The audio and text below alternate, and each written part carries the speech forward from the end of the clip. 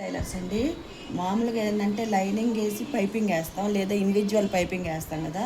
నేనేం చేశానంటే పైపింగ్ ఇదే ఇలాగా లైనింగ్ లాగా కుట్టేసేసాను.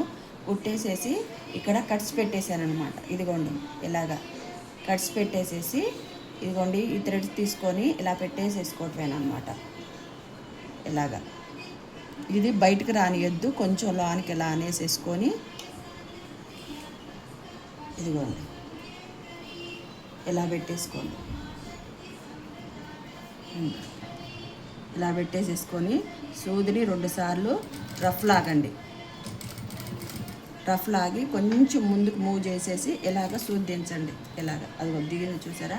అలా దించిన తర్వాత దీన్ని ఇక్కడ చూడండి, ఇదిగోండి ఇది ఉంది కదండి ఈ పైపింగ్ థ్రెడ్, దీన్ని కింద వైపు కానండి, పై వైపు కానొద్దు, కింద వైపు కానేసేసి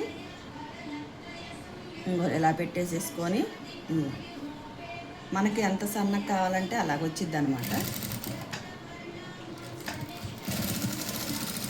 ఇట్లాగా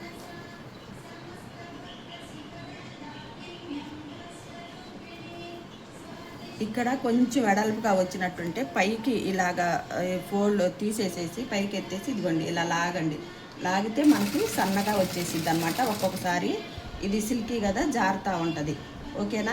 ఈ వీడియో మీకు నచ్చితే లైక్ చేయండి, షేర్ చేయండి. ఇదిగోండి